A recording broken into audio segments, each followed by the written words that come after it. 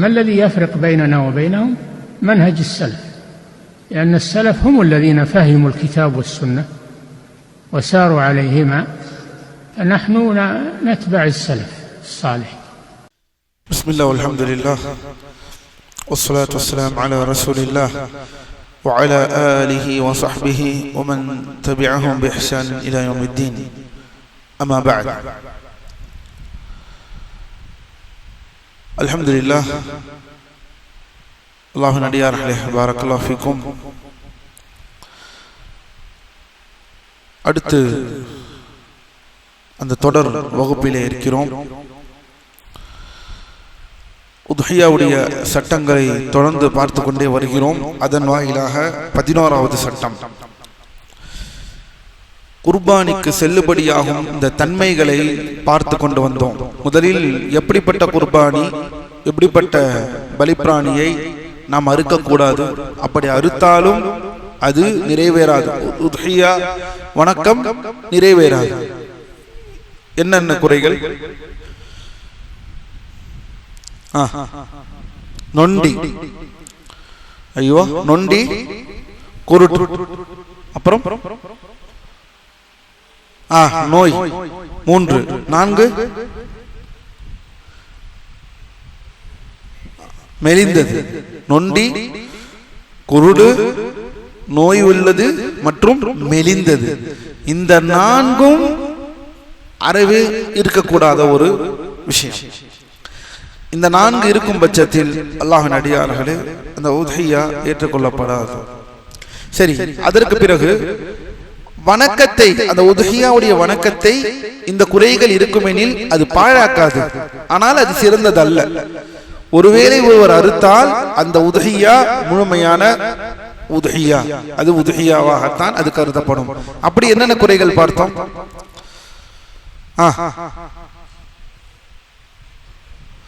முற்பற்கள் இல்லாதது, அலத்மா. பின்பு கொம்பில்லாதது, கொம்பு இல்லாதது. அதன் வரிசையில் இன்னும் ஒரு சில விஷயங்களை பார்க்கணும். பால் இல்லாதது பார்த்தோம் அல்லவா நேற்று. மடி காய்ந்தது, மடி காய்ந்தது, கொம்பில்லாதது, முற்பற்கள் அறவே இல்லாதது, இதை அனைத்தையும் பார்த்தோம். அதன் வரிசையில் உலமாக்கள் சொல்கிறார்கள், பாருங்கள் அல்லாஹ்வின் அடியார்களே, மாறாக பல் துஜ்ஸிஉ அல் பத்ரா. அல் பத்ரா என்றால் என்ன? பிறப்பிலேயே வால் இல்லாதது, வால் இல்லாதது, அல்லது வால் வெட்டப்பட்ட பத்ரா பிராணி, அல்லது சிறிய காதுகளை கொண்ட அஸ்ஸம்ஆ, சிறிய காதுகளை கொண்ட ஸம்ஆ, அல்லது பிறப்பிலேயே கொம்புகள் முளைக்காத அல் ஜம்மா, பிறப்பிலேயே அவர்களுக்கு கொம்புகள் முளைக்காத அல் ஜம்மா பிராணியும், மேலும் விதைப்பைகள் நீக்கப்பட்டு உறுப்பு துண்டிக்கப்படாத அல் கைருல் மஜ்பூம், விதையடிக்கப்பட்ட பிராணியும் போதுமானதாகும். பாருங்கள், நாம் ஏற்கனவே விதையடிக்கப்பட்ட பிராணியை பற்றி என்ன என்று சொன்னோம். இப்போது அதுவும் உள்ளே வருகிறது. விதையடிக்கப்பட்டது, பிறப்பிலேயே கொம்பில்லாதது, பிறப்பிலேயே வால் இல்லாதது, அல்லது காது சிறியதாக இருக்கக்கூடியது, சிறிய காதுகளை கொண்டுள்ளது, இது அனைத்தும் கூடும் என்று இமாம் புஹூதி ரஹிமஹுல்லாஹ் அந்த நூலில் பதிவு செய்கிறார்கள். சரி, மேலும் அல்லாஹ்வின் அடியார்கள் இன்னும் சொல்கிறார்கள் புஹூதி, மேலும் அதன் காதிலோ அல்லது கொம்பிலோ ஓட்டை அல்லது கீறல், ஓட்டை கீறல் இந்த மாதிரியான விஷயங்கள் இருக்கும் பட்சத்தில், அல்லது பாதியை விட குறைவான அளவு அல்லது பாதி அளவு மட்டும் காதுகள் துண்டிக்கப்பட்டோ கொம்புகள் துண்டிக்கப்பட்டோ இருந்தாலும் கராஹத்துடன் போதுமானதாகும். அதாவது மக்ரூஹ் இருக்கின்றது. அப்படி இருந்தும் அதை நீங்கள் கொடுத்தீர்கள் என்றால் உத்ஹியாவிற்கு அது போதுமானதா என்றால் அது போதுமானது. சில கீரல்லாம் இருக்கும், கீரலையை பார்த்து உடனடியாக அதை நாம் தட்டி விடுவோம். அப்படி அது அவசியம் இல்லை என்பதை நாம் புரிந்து கொள்ள வேண்டும். கீரல் இருக்கும், அல்லது பாருங்கள் மூலமாக சொல்கிறார்கள், கொம்பு பாதி இருக்கும், கொம்பே இல்லாதது, வால் இல்லாதது, இது எதுவும் உத்ஹியாவுடைய அந்த வணக்கத்தை தடுக்குமா என்றால் தடுக்காது.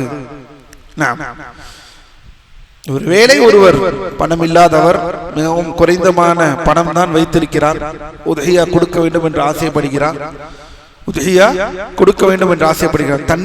தன்னிடம் இருக்கக்கூடிய அந்த ஆக பணத்தை வைத்து ஒருவர் வாங்க முடியும் என்றால் வாங்கலாமா கூடாதா? ஒருவர் செயல்படுத்தலாமா கூடாதா? தாராளமாக செயல்படுத்தலாம். இதை எதையும் அவர் கவனிக்க தேவையில்லை. நொண்டியாக இருக்கக்கூடாது, குருட்டாக இருக்கக்கூடாது, நோயாக இருக்கக்கூடாது, மெலிந்ததாக இருக்கக்கூடாது, அவ்வளவுதான். வால் இல்லாமல் இருக்கட்டும், வற்றியதாக இருக்கட்டும், எந்த விஷயத்தில் வேணாலும் இருக்கட்டும் என்பதை நாம் புரிந்து கொள்ள வேண்டும். அதே போல் அல்லாஹ்வின் அடியார்களே, பாரக்கல்லாஹு ஃபீக்கும், உலமாக்கள் இதைதான் இந்த இடத்திலே விளக்குகிறார்கள். இது என்னவென்பதை சரியாக ஒன்றொன்றாக பார்ப்போம். அதாவது அல்லாஹ் ஒரு பிராணியை பிறக்கும் போதே வால் இல்லாமல் அவ்வாறே படைத்திருக்கலாம், அல்லது அதன் வால் பின்பு துண்டிக்கப்பட்டிருக்கலாம். இத்தகைய பிராணியை உதஹியா கொடுப்பது மார்க்கத்தில் முற்றிலும் போதுமானதாகும். இதில் எவ்வித தவறும் இல்லை. ஏனெனில் வால் இல்லாத நிலை என்பது செல்லாததற்கும் செல்லாதாக அந்த 4 தன்மை குறைபாடுகளில் வராது. மேலும் அது பிராணியின் ஆரோக்கியத்தை பாதிப்பதில்லை. இப்படியே சொல்கிறார் உலமாக்கள். வால் அந்த பிராணியின் ஆரோக்கியத்தை பாதிப்பதெல்லாம் இல்லை. இதை இந்த அளவிற்கு யோசிக்க வேண்டாம். அதே போல இந்த சிறிய காதுள்ள பிராணி மற்றும் மதுஹபு கருத்தாக அல்லாஹ் அந்த பிராணியை படைக்கும் போதே அதன் 2 காதுகளை மிகச்சிறியதாக படைத்திருப்பது. இதில் ஜும்ஹூர் பெரும்பாலான அறிஞர்கள் என்ன சொல்கிறார்கள்? ஹம்பலி மதுஹப், ஹனஃபி மதுஹப், ஷாஃபி மதுஹப் இவர்கள் சேர்ந்த பெரும்பான்மை அறிஞர்கள் கூற்றுப்படி சிறிய காதுகளை கொண்ட சமா பிராணி போதுமானதாக என்று கூறுகிறார். போதுமானது. மாலிகி மதுஹப் மட்டும்தான் சொல்கிறார்கள் இந்த சிறிய காதுகள் இதில் மாறுபட்டு 2 காதுகளும் சிறிதாக உள்ள சமா பிராணி உதஹியாவிற்கு போதுமானதாக இருக்காது என்று சொல்றாங்க. ஆனால் சரியான கருத்து அதே போல் நாம் ஏற்கனவே பார்த்தது போல் போதுமானது. அதே போல்தான் அல்லாஹ்வின் அடியார்களே, பிறவிலேயே கொம்பில்லாத பிராணி, கொம்பில்லாத இந்த ஜம்மா பிராணியை கொண்டு உதஹியா கொடுப்பது மார்க்கத்தில் முற்றிலும் செல்லும் என்பதில் அறிஞர்களிடம் எந்த கருத்து வேறுபாடும் இல்லை. இந்த மதுஹப் அந்த மதுஹப் இல்லாமல் இல்லை. கொம்பில்லையா தாராளமாக கொடுக்கலாம். கொம்போடு தான் கொடுப்பேன், கட்டு விரியன் அப்படி இப்படி, ஆணை மட்டும்தான் கொடுப்பேன், பெண்ணாட்டை நான் கொடுக்க மாட்டேன், பெண்ணாட்டை கொடுத்தால் ஒரு மாதிரியாக பார்ப்பது, என்னது பொம்பளை ஆடெல்லாம் கொடுக்குறீங்க, யார் தடுத்தா? பொம்பளை ஆடை பெண்ணாடை அறுக்க கூடாது என்பது தடுத்தது யார் உங்களை? கேள்வி இதுதான். நீங்களே ஒரு சட்டத்தை எடுத்து வைத்துக் கொண்டிருக்கிறால் அதற்கு யார் என்ன பதில் சொல்வது? அதே போலத்தான் அல்லாஹ்வின் அடியார்களே, விதையடிக்கப்பட்ட பிராணி, நான் ஏற்கனவே சொல்லியிருக்கேன். எதற்காக விதையடிக்கப்படும்? விதையடிக்கப்படுவது எதனால், என்ன காரணம்? அதாவது அதை அந்த விதையை நசுக்கி விட்டோம் என்றால் பெண்ணின் பக்கம் இருக்கக்கூடிய அந்த ஈர்ப்பு அந்த ஆட்டிற்கு இருக்காது. அப்படி இல்லாத பட்சத்தில் அது முழுமையும் அதனுடைய கவனம் உணவில் மட்டும் திரும்பும். அப்படி திரும்பும் பொழுது அந்த உணவை அது உட்கொள்ளும் பொழுது அது கொழுத்ததாக மாறுவதற்கான விஷயங்கள் இருக்கிறது. இதைதான் உலமாக்கள் இந்த விதையடிக்கப்பட்ட ஆடு, இது இஜ்மா, விதையடிக்கப்பட்ட ஆட்டை பொறுத்த மட்டில் இன்னும் உலமாக்கள் சொல்கிறார்கள், இத்தகைய பிராணியை உத்ஹியா கொடுப்பது போதுமானது மட்டுமின்றி மார்க்கத்தில் முஸ்தஹப். கேட்டே பெறுங்கள். அப்படி ஏதும் இருக்கக்கூடிய ஆடுகள் இருக்கும் பட்சத்தில் கேட்டு பெறுங்கள், முஸ்தஹப் என்று சொல்கிறார்கள் உலமாக்கள். நபி ஸல்லல்லாஹு அலைஹி வஸல்லம் அவர்கள் இத்தகைய கொழுத்த பிராணியை தான் அறுத்தார்கள். மேலும் சரி, கராஹத்துடன் செல்லுபடியாகும். கராஹா அதாவது வணக்கம் செல்லுபடியாகிவிடும், ஆனால் மக்ரூஹான விஷயத்தோடு செல்லுபடியாகக்கூடியது என்றால் இந்த ஓட்டை விழுந்தவை, கீறல் அல்லது வெட்டுக்காயம், அல்லது கொம்பு அல்லது வால் பாதியாக துண்டிக்கப்பட்டவை, பாதியை விட குறைவான அளவு, இவையெல்லாம் கராஹத் என்ற விஷயத்தை சொல்கிறார்கள். ஆனால் உலமாக்கள் என்ன சொல்கிறார்கள் பார்ப்போம். இதை இமாம் புகூத்தி சொல்கிறார்கள். ஹம்பலி மதுஹபின் அதிகாரப்பூர்வ முடிவு, ஹம்பலி மதுஹப் அவர்கள் என்ன சொல்கிறார் என்றால், ஹனாபிலாக்களிடம் உள்ள மிக முக்கியமான அளவுகோல் விதி என்னவென்றால், குறைபாடு என்பது பாதி அளவு, அதாவது ஏதாவது ஒரு பார்ட், ஏதாவது ஒரு உறுப்பு பாதி அளவு அல்லது பாதியை விட குறைவாக மட்டுமே இருக்க வேண்டும். ஒருவேளை கொம்பிலோ அல்லது காதிலோ பாதியை விட அதிகமாக, அதாவது பெரும் பகுதி துண்டிக்கப்பட்டிருந்தால் ஹம்பலி மதுஹபின் அந்த பிராணி உதுஹியாவிற்கு போதுமானதா ஆகாது என்று ஹம்பலி மதுஹப் சொல்கிறாங்க. ஏதாவது ஒரு உறுப்பு பாதியோ பாதிக்கு கீழாகத்தான் இருக்க வேண்டும். இது இல்லாமல் பாதிக்கு மேல் முக்காவாசி காத காணும், முக்காவாசி கொம்ப காணும் என்று அவர்கள் அந்த விஷயத்தில் இருக்கும். என் பிறவி அது வேறு, கொம்புதான் அனுமதி என்று சொன்னீர்களே, கொம்பு அனுமதி எதை சொன்னோம்? பிறப்பிலேயே கொம்பில்லாதது, அதற்கு கொம்பில்லை, என்ன செய்ய முடியும்? ஆனால் இங்கு டேமேஜ், கொம்பை இழந்த, பாதிக்கு மேல் இறந்ததாக இருக்கும். ஹம்பலி மதுஹபில் என்ன சொல்கிறார்கள்? இது உதுஹியாவுக்கு ஈடாகாது, சரிப்பட்டு வராது. சரி, இதற்கு ஷேக் அரஃபாத் அவர்கள் என்ன சொல்கிறார்கள் என்பதை பார்ப்போம். ஷேக் அரஃபாத் அவர்கள் தெளிவுபடுத்துவது போல் சரியான கருத்து என்னவெனில், கொம்பு அல்லது காதில் பாதியை விட அதிகமாக துண்டிக்கப்பட்டிருந்தாலும் அது உதுஹியாவிற்கு அனுமதி உடையதே ஆகும், அனுமதிக்கப்பட்டதாகும். ஏனெனில் இது பிராணியின், கவனியுங்கள், பிராணியின் நடத்தையோ அதன் உணவு உட்கொள்வதையோ அல்லது அதன் இறைச்சியையோ எந்த பாதிப்புக்கும் உள்ளாக்குவதில்லை. இது எந்த பாதிப்புக்கும் உள்ளாக்குவதில்லை. எனவே இது கராஹத் என்ற நிலைக்கு வருமே தவிர குர்பானியை செல்லாததாக்காது, குர்பானியை செல்லாதது ஆக்காது என்பதை புரிந்து கொள்ளுங்கள். அல்ஹம்துலில்லாஹ். சரி, அல்லாஹ்வின் அடியார்களே, அடுத்ததாக ஒரு பிராணி எவ்வாறு நாம் போதுமானதாக பிராணிகளின் குறைகளை பார்த்து விட்டோம். நிறைய வகையான குறைகளை பார்த்தோம். அதில் தடுக்கப்பட்டது எது? இதுதான். இந்த மைண்ட் செட்டில் வாங்கினீர்கள் என்றால் பிரச்சனையே இல்லை. ஆனால் நாம் அந்த இடத்தில் வாங்கும்போது இப்படியா அப்படியா அதுவா இதுவா, வெறும் எத்துணை குறைகளை பார்த்திருக்கிறோம், அத்துணை குறைகளை பார்த்திருக்கிறோம். ஆனால் இதில் தடுக்கப்பட்டது நான், இது அல்லாத வேறு எதுவாக இருந்தாலும் நாம் என்ன செய்ய வேண்டும்? அதை நாம் பெற்றுக்கொள்ளலாம் இன்ஷா அல்லாஹ். ஒரு சில விஷயத்தில் கராஹத் இருக்கிறது. அடுத்ததாக அல்லாஹ்வின் அடியார்களே, ஒரு பிராணி பாரக்கல்லாஹு ஃபீக்கும் அடையாளமிடுதல் கூடுமா? அடையாளமிடுதல் கூடுமா? அல்லாஹ்வின் அடியார்களே, அக்காலத்தில் ஏன் இன்று வரை அடையாளமிடுதல் என்பது தொடர்ந்து இருந்து கொண்டுதான் இருக்கிறது. அந்த பழக்கம், அதில் தவறு இல்லை என்று உலமாக்கள் சொல்கிறார்கள். அடையாளம் இரண்டு வகைப்படும். அல் இஷ்ஆர், அத் தக்லீத். அல் இஷ்ஆர் என்றால் என்ன, தக்லீத் என்றால் என்ன என்பதை நாம் இப்போது பார்ப்போம். அதாவது இஷ்ஆர் என்றால், அல்லாஹ்வின் அடியார்களே, இது அடையாளப்படுத்தும் என்பது ஒட்டகம் அல்லது மாடு போன்ற பெரிய பிராணிகளின் உடலின் ஒரு பகுதியில், பெரும்பாலும் அந்த திமிலின் வலது பக்கத்தில் லேசான கீறல் ஏற்படுத்தி ரத்தம் வெளிவரச் செய்வதாகும். இதன் நோக்கம் அந்த பிராணி சாதாரண விலங்கல்ல, மாறாக அல்லாஹ்விற்காக பலியிட அர்ப்பணிக்கப்பட்ட ஒரு உன்னதமான பிராணி என்பதை மக்கள் பார்த்தவுடனேயே அறிந்து கொள்வதற்காகும். அந்த காலத்தில் ஹஜ்ஜுடைய காலம் நெருங்கிவிட்டது என்றால் பிராணிகளில் இந்த அடையாளங்களை அதிகமாக மக்கள் பார்ப்பார்கள். அவ்வாறு பார்க்கும் பொழுது என்ன ஆகும்? அந்த பிராணியை தொடுவதற்கோ அந்த பிராணியை வேறு விதமான கையாள்வதை அவர்கள் மக்கள் நிறுத்திக் கொள்வார்கள். அது ஹதியாக இருக்கட்டும், உதுஹியாவாக இருக்கட்டும், இந்த அடையாளப்படுத்தப்படக்கூடிய பழக்கம் இருக்கிறது. இதே போலத்தான் அல்லாஹ்வுடைய தக்லீத். இது என்ன?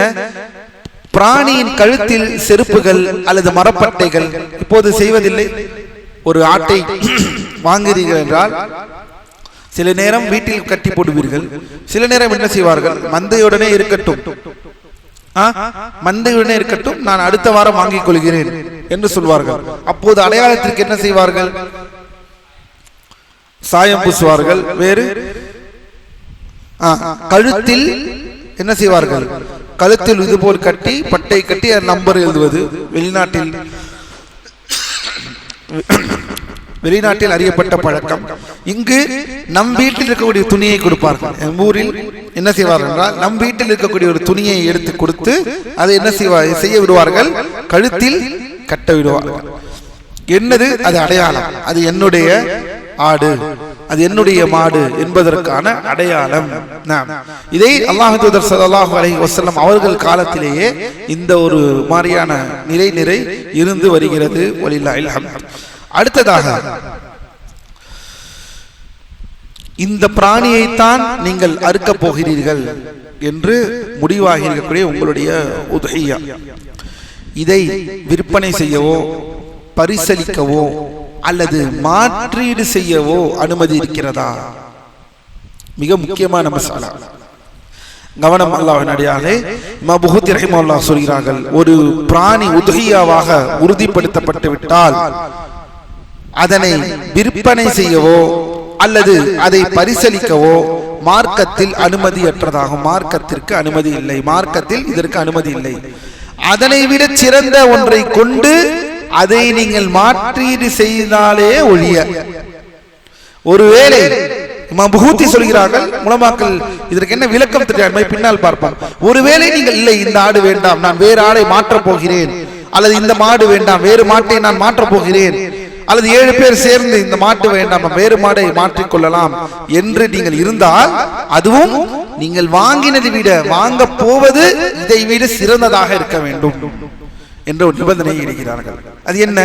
அல்லாஹ்வின் அடியார்களே, ஒரு பிராணி நியத்து மூலமாகவோ அல்லது வாயால் மொழிந்ததன் மூலமாகவோ உதுஹியா என்று உறுதிப்படுத்தப்பட்டு விட்டால், நாம் ஏற்கனவே சொன்னோம், இதுதான் என்னுடைய பிராணி என்பதை உறுதிப்படுத்துவது எப்படி? வாயால் மொழிவது அவசியம் இல்லை, நியத் இருந்தாலே போதுமானது. இந்த பிராணியை நான் வாங்குகிறேன் என்ற அந்த நியத், அதற்கான அந்த செயல் வடிவத்தை நீங்கள் உங்கள் உடம்பில் இருந்து வெளிப்படுத்தி விட்டாலே அது என்ன? நியத் உங்களுக்கு உறுதியாகி விடுகிறது, இந்த பிராணியை தான் நான் அறுக்க போகிறேன் என்று. சரி, கவனியுங்கள், அது மனிதனுடைய தனிப்பட்ட சொத்து என்ற நிலையிலிருந்து விடுபடுகிறது. கவனியுங்கள், எப்போது நீங்கள் ஒரு பிராணியை அறுக்க போகிறீர்கள் என்ற நியத்தை வைத்து அந்த பிராணியை நீங்கள் வாங்க ஆரம்பித்து விட்டீர்களோ அப்போதே அது உங்களின் தனிப்பட்ட சொத்தில் இருந்து வெளியேறுகிறது. என்ன உலமாக்கள் சொல்கிறார்கள், உதுஹியா பிராணிகள் வாங்கப்பட்ட அடுத்த நொடி அது அமானத்திற்கு செல்கிறது. மிக முக்கியமான சட்டம். ஏதோ நினைத்துக் கொண்டிருக்காதீர்கள், உதுஹியா பிராணியை வாங்கின உடனே அது என்னுடையது என்று இந்த கதை உதுஹியாவில் இல்லை. அது அமானா என்று உலமாக்கள் சொல்கிறார்கள். அது அமானா, ஏறத்தாழ அது ஒரு வக்ஃப் செய்யப்பட்டது என்று சொல்கிறார்கள். அதாவது அது என்னுடைய சொத்து, தனிப்பட்ட சொத்து என்ற நிலையில் இருந்து விடுபட்டு தூய அல்லாஹ்விற்காக அர்ப்பணிக்கப்பட்ட ஒன்றாக மாறிவிடுகிறது, வக்ஃபாக அது மாறிவிடுகிறது.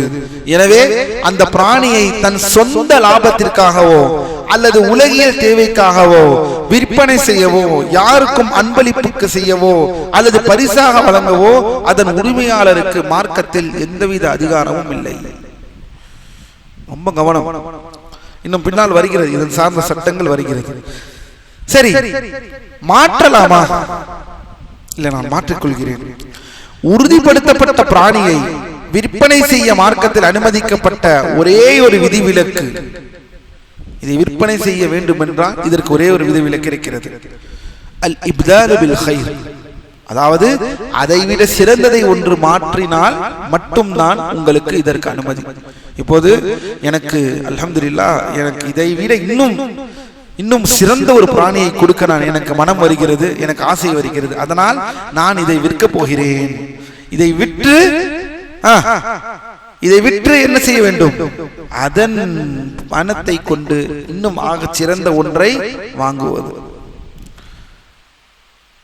இதுதான் அல்லாஹ்வின் அடியார்களே இதன் அடிப்படை. சரி, அடுத்ததாக பாருங்கள், அல்லாஹ்வின் அடியார்களே,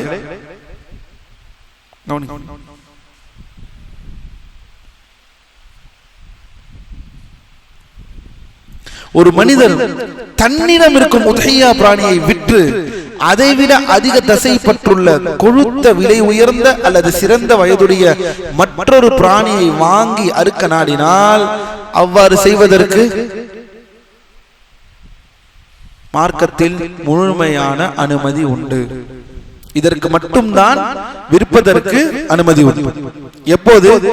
இதைவிட கொழுத்த சிறந்த பிராணியை நீங்கள் வாங்க நினைத்தால் மட்டும்தான் இதற்கு அனுமதி. ஏனெனில் இது வழிபாட்டின் தரத்தை உயர்த்துவதாகும், நம் வணக்கத்தினுடைய தரத்தை உயர்த்துவதற்காக இதை செய்தால் அல்ஹம்துலில்லாஹ். சரி, மத்ஹப் ரீதியான கருத்தை முதலில் பார்ப்போம்.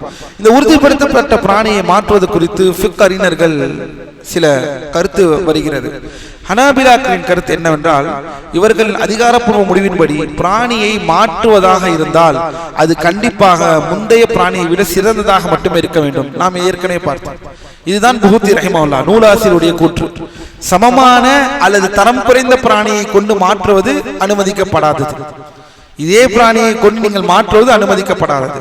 இரண்டாவது ஷாஃபியாக்கள் நேர்ச்சை மூலம், கவனியுங்கள், நத்ரு மூலம் கடமையாக்கப்பட்ட உதுகியாவாக இருந்தால், அதாவது நத்ரு மூலம், அது என்ன நத்ரு? நேர்ச்சை செய்திருப்பீர்கள். எப்போது ஒரு நேர்ச்சை செய்கிறார்களோ அவருக்கு அது கடமை. கடமை என்றால் அவர் ஹக்கில் அந்த உதுகியாவை கொடுத்தே ஆக வேண்டும். ஏனெனில் கடமை இல்லாத ஒரு வணக்கத்தை தனக்கு கடமையாக்குவதற்கு பெயர் தான் என்ன? நேர்ச்சை. கடமை இல்லாத ஒரு வணக்கத்தை தனக்கு கடமையாக்குவது பெயர் தான் நேர்ச்சை. ஒருவேளை அப்படிப்பட்ட உதுகியாவாக இருந்தால் அதனை எக்காரணம் கொண்டு மாற்ற முடியாது. நீங்கள் அதை விட சிறந்தது வாங்க வேண்டும் நினைத்தாலும் மாற்ற வாங்கி விட்டீர்கள். ஆனால் அது ஒரு சாதாரண சுன்னத்தான உதுகியாவாக இருக்கும் பட்சத்தில் அதை விட சிறந்த பிராணியை கொண்டு மாற்றீடு செய்யலாம் என்று கருத்தில் இருக்கிறார்கள் ஷாஃபியாக்கள்.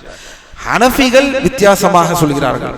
இவர்கள் என்ன சொல்கிறார்கள் என்றால், கவனியுங்கள், வசதி படைத்தவர் அல் கனி, ஒரு செல்வந்தர் ஒரு பிராணியை வாங்கி தீர்மானித்தாலும் அறுப்பதற்கு முன்னால் அதனை மாற்றி வேறு பிராணியை அறுக்க அவருக்கு முழு உரிமை உண்டு. ஏனெனில் செல்வந்தரின் மீது கடமை என்பது பெருநாள் நாட்களில் ஏதேனும் ஒரு பிராணியை அறுப்பது என்ற பொறுப்பு தானே தவிர குறிப்பிட்ட இந்த பிராணியை தான் என்று கிடையாது. ஆனால் அதுவே ஒரு ஏழை மனிதர் உதகியா கொடுக்கும் நோக்கத்தில் ஒரு பிராணியை வாங்கினால் வாங்கிய கணத்திலேயே அது அவர் மீது வாஜிபாக மாறிவிடுகிறது. எனவே அவர் அதனை விற்கவும் மாற்றவும் கூடாது என்ற ஒரு கருத்தை சொல்கிறார்கள். ஷேக் அரஃபாத் என்ன சொல்கிறார்கள்? ஒரு பிராணியை விற்றுவிட்டு அதை விட சிறந்த பிராணியை வாங்கும் போது ஏற்படும் பண பரிமாற்ற நுணுக்கங்களை ஷேக் விளக்குகிறார்கள். கவனியுங்கள். உதாரணமாக, உங்களிடம் 5000 ரூபாய் மதிப்புள்ள ஒரு ஆடு இருக்கிறது. அதனை உத்ஹியா என்று உறுதிப்படுத்தி விட்டீர்கள். இப்போது அதை விற்றுவிட்டு 8000 ரூபாய் மதிப்புள்ள மிகச்சிறந்த ஆட்டை வாங்குகிறீர்கள். இதற்கு மார்க்கத்தில் அனுமதி உண்டு. நீங்கள் உபரியாக 3000 ரூபாவை தன் சொந்த பணத்திலிருந்து நீங்கள் போடுகிறீர்கள். ஒருவேளை உங்களிடம் இருந்த ஆட்டின் சந்தை மதிப்பு ஏறி அதனை 7000 ரூபாய்க்கு விற்கிறீர்கள். ஆனால் நீங்கள் வாங்கும் புதிய அந்த சிறந்த ஆட்டின் விலை 6000 ரூபாய் என்று வைத்துக் கொண்டால், விலை குறைவாக இருந்தாலும் அது தரத்தில் சிறந்த ஆடு. கவனியுங்கள், விலை குறைவாக இருந்தாலும் அது தரத்தில் சிறந்த ஆடு. இப்போது உங்களிடம் மீதமுள்ள அந்த 1000 ரூபாய் உபரி பணத்தை நீங்கள் சொந்த தேவைக்கு பயன்படுத்தக்கூடாது. மாறாக அதனை ஏழைகளுக்காக நீங்கள் தர்மம் வழங்கிவிட வேண்டும். ஏனெனில் அந்த பிராணி முழுமையுமாக அல்லாஹ்விற்கு அர்ப்பணிக்கப்பட்டதால், வக்ஃப் செய்யப்பட்டதால் அதிலிருந்து மீதமாகக்கூடிய அந்த பணத்தை நம் சொந்த தேவைக்கு பயன்படுத்த முடியாது. அப்படியே நீங்கள் சிறந்த ஒரு ஆட்டை தரத்திலே வாங்கினாலும், சிறிய விலையிலே நீங்கள் வாங்கி உபரி பணம் உங்களுக்கு மிச்சமானாலும் அந்த பணத்தை என்ன செய்ய வேண்டும்? லாபம் கிடைத்து விட்டது இல்லை, அந்த பணம் எதுடைய பணம்? அந்த ஆட்டிலிருந்து கிடைத்த பணம். அந்த பணத்தை செலவு செய்து விட வேண்டும். அல்லாஹ்வின் அடியார்களே, இது நடக்கிறதா என்றால் நடக்கிறது. இந்த மாற்றக்கூடியவர்கள் இருக்கிறார்கள் என்றால் இன்னும் பல இடத்தில் இருக்கத்தான் செய்கிறார்கள். வாங்கிவிட்டு மாற்றக்கூடிய நிலை வந்தால் அவர்கள் இதை கவனமாக இந்த விஷயத்தை உட்கொள்ள வேண்டும். அல்லாஹ் நம்மை நேர்வழியை செலுத்துவானாக. அடுத்ததாக இமாம் புகுத்தி ரஹிமஹுல்லாஹ் சொல்கிறார்கள், சட்டம் 15 நெருக்கடியான தேவையை தவிர, நெருக்கடியான சூழலை தவிர ஒரு பிராணியின் மீது, உதுஹியாவுக்காக உறுதிப்படுத்தப்பட்ட ஒரு பிராணியின் மீது சவாரி செய்யக்கூடாது. அதன் குட்டிக்கு பாதிப்பு ஏற்படும் வண்ணம் அதன் பாலை கறக்கக்கூடாது. மேலும் அதன் உரோமத்தை, கம்பளியை வெட்டக்கூடாது. அது அந்த பிராணிக்கு நன்மை பயப்பதாக, அதாவது வெட்டுவது அதற்கு பயனுள்ளதாக இருந்தாலே ஒழிய அவ்வாறு வெட்டும் பட்சத்தில் அதனை அவர் தர்மம் செய்து விட வேண்டும். செம்மறியாடு வாங்குறீர்கள், நன்றாக கொழுத்த செம்மறியாடை வாங்குறீர்கள். அந்த செம்மறியாடின் அந்த இதை எடுத்துக்கொள்ளலாமா? ஹராம், எடுத்துக்கொள்ள கூடாது. அதை அறுக்கலாமா? அறுக்கக்கூடாது. எப்போதே தவிர அந்த பிராணிக்கு அப்படி அறுப்பதினால், அந்த தோலை எடுப்பதினால் அதுக்கு புரோஜனம் என்ற இருக்கும் பட்சத்தில் அதை செய்யலாம். அப்படி இல்லை என்றால் இல்லை. உலமாக்கள் விவரிக்கிறார்கள்.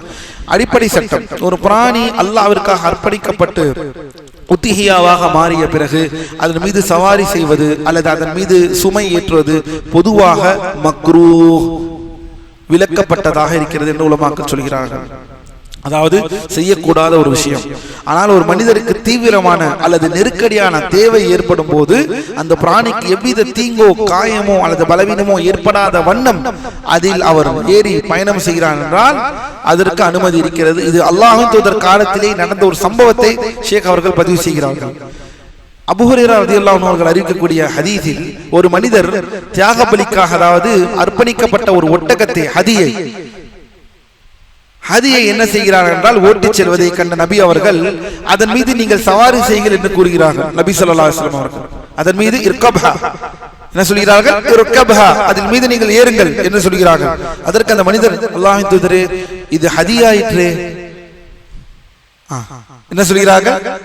அல்லாஹ்வின் தூதரே, இது ஹதி ஆயிற்று. ஹதி என்றால் ஹாஜிகள் தமத்து ஹஜ் செய்வதனாலும் அல்லது கிரான் ஹஜ் செய்வதனாலும் ஒரே நேரத்தில் இரு மாபெரும் வணக்கத்தை செய்வதற்கும் அதில் விடுபட்ட நேரத்தில் இருப்பதற்கும் அல்லாஹ் வழங்கிய அந்த நியமத்தை நன்றி செலுத்துவதற்காக மக்காவில் அல்லாஹ்விற்காக அன்பளிப்பாக அதை அறுப்பதுதான் ஹதி. பிராணிகளை அறுப்பதுதான் ஹதி 10ஆம் நாளில். இந்த ஹதி, இது ஹதிக்குரிய விலங்காயிற்று என்று கேட்கிறார்கள். அல்லாஹ்வின் தூதர் மறுபடியும் சொல்கிறார்கள், இர்கப்ஹா, அதில் ஏறுங்கள்.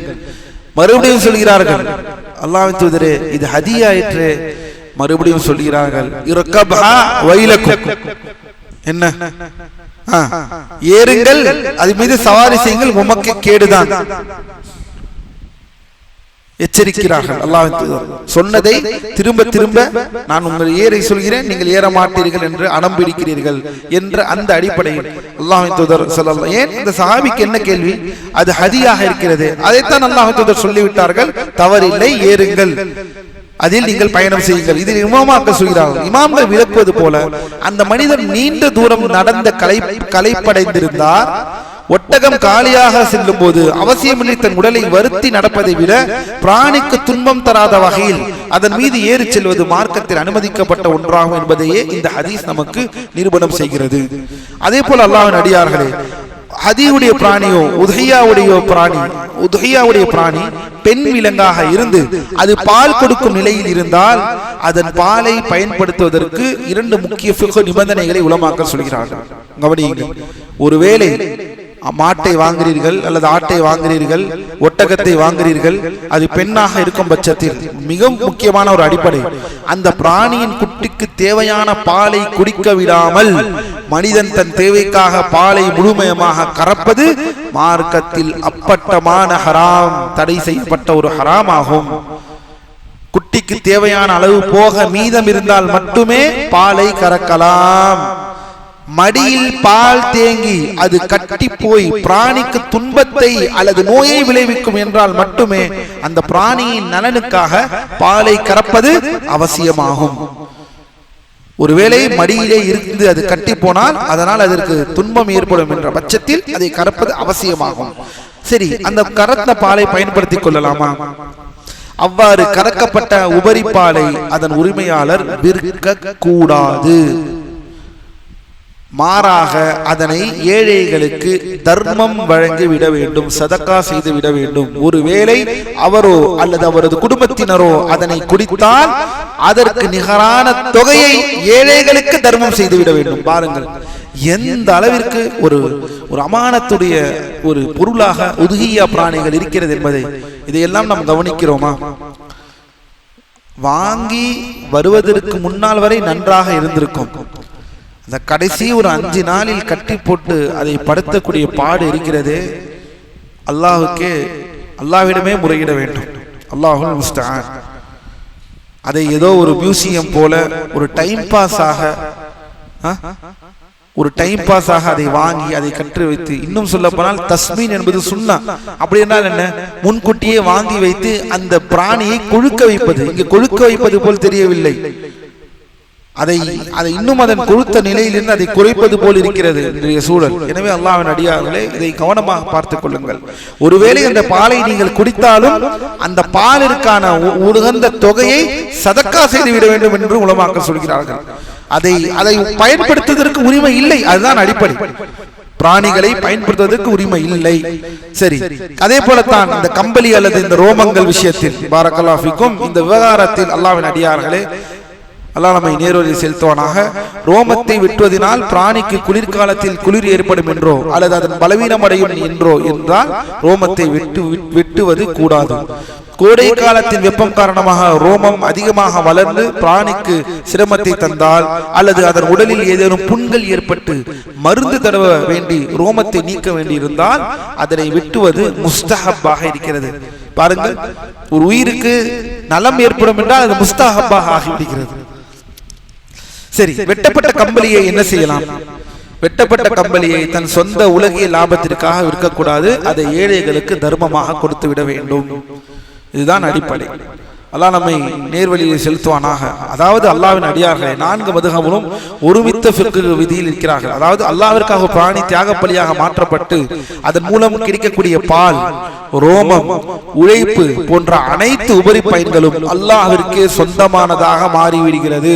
எனவே அவற்றிலிருந்து எதனையும் விற்று காசாகவோ சொந்த லாபம் அடையவோ அதன் உரிமையாளருக்கு அனுமதி இல்லை. மாறாக பிராணியின் நலனுக்காக செய்யப்படும் காரியங்களின் உபரி பலன்களை ஏழைகளுக்கே தர்மமாக செய்துவிட வேண்டும். இதுதான் இந்த சட்டம். அடுத்ததாக பாரக்கல்லாஹு ஃபீக்கும், உறுதிப்படுத்தப்பட்ட அந்த பிராணி உரிமையாளரின் அலட்சியமின்றி குறைபாடு ஏற்பட்டால் என்ன செய்வது? அல்லது திருடப்பட்டால் என்ன செய்வது? பின்னால் இந்த சட்டத்தை பார்ப்போம். மபூதி ரஹிமஹுல்லாஹ் அவர்கள் சொல்கிறார்கள், உறுதிப்படுத்தப்பட்ட பிறகு அதற்கு ஏற்படும் விபத்துகள் குறித்து சொல்கிறார்கள். மேலும் உதுஹியா பிராணி குறைபாடுடையாக மாறிவிட்டால் அவர் அதனை அறுத்து விடலாம். அது அவருக்கு போதுமானதாக. இது ஏற்கனவே பார்த்து விட்டோம். அது உறுதிப்படுத்துவதற்கு முன்பே, அதாவது இது அவருடையது என்பதற்கு முன்பே அவருடைய பொறுப்பில் கடமையாக்கப்பட்ட ஒன்றாக இருந்தாலோடைய என்ன, அதை பின்னால் பார்ப்போம் இன்ஷா அல்லாஹ். மேலும் அது அலட்சியமின்றி காணாமல் போனாலோ அல்லது திருடப்பட்டாலோ அவர் மீது எதுவும் கடமை இல்லை. பின்னால் படிப்போம்.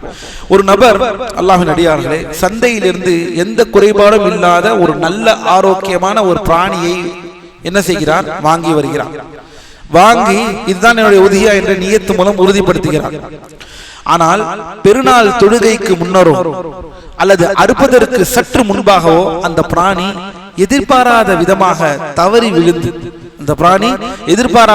தவறி விழுந்து காலை உடைத்துக் கொள்கிறது, நொண்டியாகிறது, அல்லது அதன் கண் குருடாகி விடுகிறது.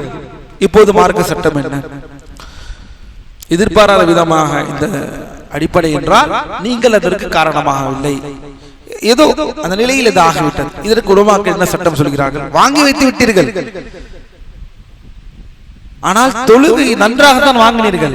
ஆனால் அறுக்கக்கூடிய அந்த நாள் வரும்பொழுது அதற்கு முன்னால் சற்று பிடி போல ஒரு விபத்து ஏற்படுகிறது. இந்த விபத்து உரிமையாளரின் எந்த ஒரு அலட்சியமும் அல்லது வரம்பு மீறுதலும் இன்றி முற்றிலும் அல்லாஹ்வின் நாட்டத்தினால் இயல்பாக நடந்திருந்தால் அவர் அந்த பிராணியையே பெருநாள் தினத்தில் அறுக்கலாம். அவருடைய தவறும் அல்லது அவருடைய வரம்பு மீறுதலும் இல்லாமல் இருந்தால், அல்லாஹ்வுடைய நாட்டத்தினாலே இது நடந்திருந்தால் அந்த குறையுள்ள பிராணியை தாராளமாக இருக்கலாம். நொண்டியாக இருந்தாலும் சரி, குருடாக இருந்தாலும் சரி, அல்லது நோய் உள்ளதாக இருந்தாலும் சரி, அல்லது மெலிந்ததாக இருந்தாலும் சரி, இந்த 4 தான் கூடாது என்பதை பார்த்தோம். ஆனால் அவருடைய அலட்சியமும் அவருடைய வரம்பு மீறுதலும் இல்லாமல் இன்றி முற்றிலும் அல்லாஹ்வின் நாட்டத்தினால் இயல்பாக நடந்திருந்தால் அவர் அந்த பிராணியையே பெருநாள் தினத்தில் அறுக்கலாம். மார்க்க சட்டப்படி அந்த உதஹியா முற்றிலும் செல்லுபடியாகும். எழுதிக் கொள்ளுங்கள், மிக முக்கியமான சட்டம். காரணம், ஒரு பிராணி உதுஹியா என்று உறுதிப்படுத்தப்பட்டு விட்டால் அது ஒரு மார்க்க அமானிதமாக மாறிவிடுகிறது. ஒரு மனிதர் அமானித பொருளை நல்ல முறையில் பாதுகாத்தும் அவரது விதிமீறல் இன்றி அது சேதமடைந்தால் அதற்கு அவர் பொறுப்பாளியாக மாட்டார் என்ற பொதுவான இஸ்லாமிய ஃபிக்ஹ் சட்டத்தின் அடிப்படையில் சட்டம் அமைகிறது. பொதுவாகவே ஒருவர் உங்களிடம் அமானத்துடைய பொருளை கொடுத்து உங்களுக்கு தெரிந்தோ தெரியாமலோ, அதாவது உங்கள் மீறல் இன்றி அது சேதமடைந்தால் அதற்கு அவர் பொறுப்பாளியாக மாட்டார் என்ற அந்த அடிப்படையில் இது வருகிறது என்று உலமாக்கள் சொல்கிறார்கள். சரி, இது ஒரு விதிவிலக்கு சொல்கிறார்கள். ஆசிரியர் மேலே ஒரு முக்கிய விதிவிலக்கு என்ன? இது அது உறுதிப்படுத்துவதற்கு முன்பே அவருடைய பொறுப்பில் கடமையாக்கப்பட்ட ஒன்றாக இருந்தாலுடைய என்ன அப்படி என்றால், ஒரு மனிதர் தன் மீது ஒரு குறிப்பிட்ட நல்ல ஆரோக்கியமான பிராணியை அறுப்பதாக நேர்ச்சை செய்துள்ளார். ஒரு நல்ல ஒரு குறிப்பிட்ட ஒரு பிராணியை நான் அறுக்கிறேன் நேர்ச்சை செய்துள்ளார். இப்போது அவருடைய பொறுப்பில் ஒரு முழுமையான பிராணியை அறுப்பது கடமையாக உள்ளது. அவர் நேர்ச்சையில் என்ன செய்கிறார் என்றால், நான் எந்த குறை இல்லாத ஒரு முழுமையான ஒரு ஆட்டை அல்லாஹ்விற்காக அறுக்கிறேன் என்று நேர்ச்சை செய்தார் என்றால், இப்போது இவர் என்ன செய்கிறார்? மாட்டிக்கிறார். ஏனெனில் இவர் நேர்ச்சையே எப்படி இருக்கிறது? இவர் நேர்ச்சையே எந்த குறை இல்லாத ஒரு உதவியாவை நான் தருகிறேன் என்று கடமையாக்கிவிட்டார். இவர் இப்போது அவருடைய பொறுப்பில் திம்மாவில் ஒரு முழுமையான பிராணியை அறுப்பது கடமையாக உள்ளது. அவர் அதனை நிறைவேற்ற ஒரு பிராணியை தேர்ந்தெடுக்கும் போது அதற்கு பாதிப்பு ஏற்படுத்திவிட்டால் அந்த பிராணி செல்லாது. காரணம், அவரது நேர்ச்சையின் கடமை இன்னும் முழுமையாக நிறைவேறவில்லை என்பதால் அவர் அந்த குறைபாடுள்ள பிராணியை விடுத்து அதற்கு பகரமாக வேறொரு நல்ல பிராணியை வாங்கி அறுக்க வேண்டும். இது இவருக்கு மட்டும். யார் நேர்ச்சை செய்கிறார்களோ அவர்களுக்கு இந்த சட்டம் பொருந்தாது என்பதை சொல்கிறார்கள். சரி, அடுத்து, உரிமையாளரின் அலட்சியத்தினால் குறைபாடு ஏற்பட்டால், ஆரம்பத்தில் உரிமையாளரின் அலட்சியம் இல்லை, நடந்து விடுகிறது, அறுத்து விடலாம் என்று சொல்கிறார். ஒருவர் பிராணியை வாங்கி உறுதிப்படுத்தியதற்கு பிறகு அதனை சரியாக பராமரிக்காமல், ஆடு வாங்குறது, அங்க கட்டி போடுறது, இங்க கட்டி போடுறது, எல்லாருக்கும் எக்ஸிபிஷன் காமிக்கிறது, அவங்கள வர வைக்கிறது, இவங்களை வர வைக்கிறது, இவங்களை பார்க்க சொல்றது, அவங்கள பார்க்க சொல்றது, அதன் அலட்சியத்தை அதை சரியாக பராமரிக்காமல் அதற்கு தீவினம் வைக்காமல் பட்டினி போட்டால் அல்லது ஆபத்தான மிருகங்கள் உள்ள இடத்தில் கட்டி வைத்தால், கவனக்குறைவு, முழுமையான கவனக்குறைவதில் இருந்தால் இதனால் அந்த பிராணிக்கு நோய் அல்லது ஊனம் ஏற்படுகிறது என்றால், இத்தகைய அலட்சியத்தினால் குறைபாடு ஏற்பட்டால் அந்த குறைபாடுள்ள பிராணியை அறுப்பது குர்பானிக்கு செல்லாது.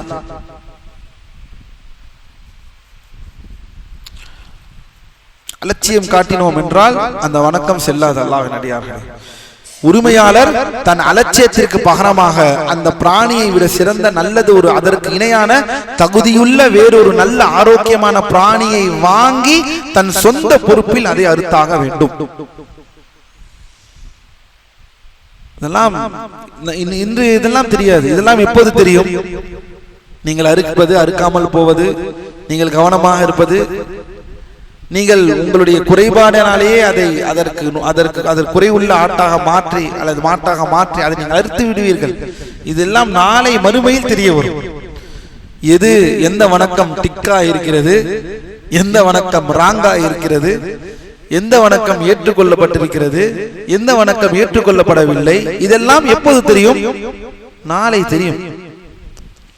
فَأَمَّا مَنْ أُوتِيَ كِتَابَهُ بِيَمِينِهِ فسوف يحاسب حسابا يسيرا. நமக்கு நேர்வழியை செலுத்துவானாக. சரி, அதே போல் அடுத்த சட்டம், பிராணி காணாமல் போகுதல் அல்லது திருடப்படுதல்.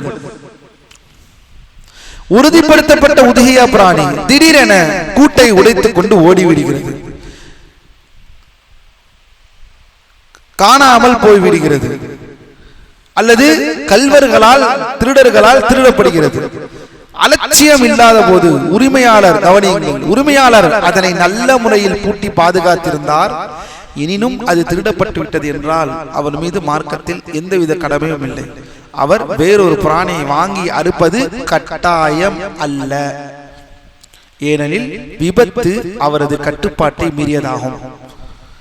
ஒருவேளை நீங்கள் எல்லாம் நான் கரெக்டா தான் செஞ்சிருந்தேன், அதை மீறி திருடிட்டாங்க, எல்லாம் கரெக்டா தான் செஞ்சு அதை மீறி திருடிட்டாங்க, இந்த இடத்தில் அவர் மீது அதை மறுபடியும் மறுப்பது கடமை இல்லை. வீட்டின் கதவை திறந்து போட்டுவிட்டு அலட்சியமாக இருந்தால், அது காணாமல் போனால் அவர் கண்டிப்பாக அதற்கு பகரமாக வேறொரு பிராணியை அறுத்தாக வேண்டும். அடுத்த சட்டம், எப்படி அறுப்பது? எப்படி அறுப்பது? அல்லாஹ்வின் அடியார்களே, இமாம் புஹூதி ரஹிமஹுல்லாஹ் சொல்கிறார்கள், ஒட்டகத்தை அதனுடைய இடது முன்காலை கட்டிய நிலையில் நிற்க வைத்து நஹர் முறையில் அறுக்க வேண்டும். முஸ்தஹப். ஒட்டகத்தை அறுப்பது ஆட்டையும் மாட்டையும் அறுப்பதுடைய வடிவத்தை விட முற்றிலும் மாறுபட்டது. ஒட்டகத்தை அறுப்பது ஆட்டையும் மாட்டையும் அறுப்பது ஒரு வழி, ஒட்டகத்தை அறுப்பது என்பது வேறு ஒரு முறை. இதுதான் இந்த இடத்திலே நாம் புரிந்து கொள்ள வேண்டிய ஒரு விஷயம். என்னவென்றால், அல்லாஹ்வின் அடியார்களே, பாரக்கல்லாஹு ஃபீக்கும், ஒட்டகத்தை பலியிடும் முறையை முதலில் சொல்கிறேன், கவனமாக கேளுங்கள். ஒட்டகத்தின் உடல் அமைப்பு மற்றும் அதன் நீண்ட கழுத்தின் காரணமாக உலமாக்கள் அதனை படுக்க வைக்காமல் நிற்க வைத்த நிலையிலேயே பலியிடுவதுதான் சுன்னா. இப்படி ஒட்டகத்தை எல்லாம் படுக்க போட்டெல்லாம் மறுக்கக்கூடாது. ஒட்டகத்தை இப்படிதான் நிற்க வைப்பார்கள். இப்படி ஒட்டகம் இப்படிதான் இருக்கும், இப்படிதான் நிற்க வைக்கப்படும். அதன் கால் இவ்வாறு மணக்கப்பட்டு விட்டு அதை இப்படி நிற்க வைப்பார்கள். இங்கு நிற்க வைத்து இந்த இடத்திலே நகர் செய்வார்கள். நகர் என்றால் என்னவென்றால், இந்த இடத்தில் இருக்கக்கூடிய அடிப்படையில் சரியாக நேரத்தில் பார்த்து குத்துவது, இதுதான் நகர். ஒட்டகம் பலியிட யாராவது பார்த்திருக்கிறீர்களா? ஆட்டை அறுப்பது போல் மாட்டை அறுப்பது போல் கூடாது.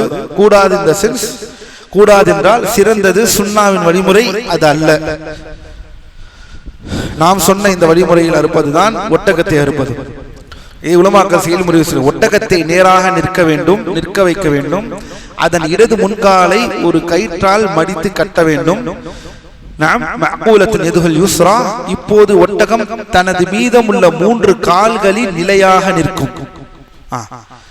ஒரு காலை அதை கட்டுவதனால் மீதமுள்ள 3 காலை நிலையாக நிற்கும். ஒட்டகத்தின் கழுத்து எங்கு வந்து அதன் நெஞ்சு பகுதியோடு மார்போடு இணைகிறதோ, இந்த பகுதி மார்போடு இணைகிறதோ அதற்கு பாரக்கல்லாஹு ஃபீக்கும் அந்த இடத்தில் ஒரு சிறிய குழி போன்ற பாகம் இருக்கும். அதற்கு அரபியில் அல் வஹதா என்று சொல்வார்கள். அல் வஹதா என்றால் ஒட்டகத்துடைய அந்த கழுத்து பகுதியும் மார்பு பகுதியும் சேரக்கூடிய ஒரு இடத்தில் ஒரு குழி போன்ற ஒரு இடம் இருக்கும். அந்த குழி, அந்த வஹதா என்ற அந்த கூர்மையான ஈட்டி அல்லது கத்தியை கொண்டு அந்த வஹதா என்னும் அடிப்பாகத்தில் குத்தி இரத்த நாளங்களை அறுத்து ரத்தத்தை ஓடச் செய்ய வேண்டும். இதற்கு பெயர் தான் நஹர். இதுதான் ஒட்டகத்தை அறுக்கும் முறை. அல்லாஹ் தூதர் ஸல்லல்லாஹு அலைஹி வஸல்லம் அவர்களே சொல்கிறார். இப்னு உமர் ரலியல்லாஹு அன்ஹு அவர்கள் இதை சொல்கிறார்கள், அதை நிற்க வைப்பீராக, அதன் இடது காலை கட்டிய நிலையில் நிற்க வைத்து நஹர் செய்யும். இதுவே அல்லாஹ் தூதர் உன்னதமான சுன்னத்தாகும். சரி, மாடு மற்றும் மாடுகளை பலியிடும் முறை.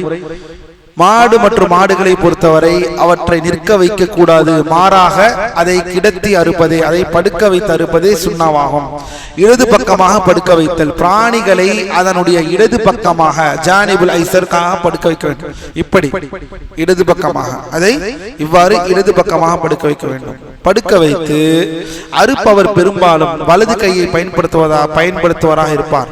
பிராணியை இடது பக்கமாக படுக்க வைக்கும் போது அறுப்பவர் தனது இடது கையால் பிராணியின் தலையை எளிதாக பிடித்துக் கொண்டு வலது கையால் கத்தியை செலுத்தி மிக லகுவாக அறுக்க முடியும். இது பிராணிக்கு அதிக சிரமத்தை தராமல் இரக்கம் காட்டும் முறையாகும். சரி, அறுக்கப்படும் போது பிராணியின் முகத்தையும் அறுப்பவரின் முகத்தையும் கண்ணியமிக்க கிப்லாவை நோக்கி திருப்புவது மிக உன்னதமான சுன்னத்தாகும்.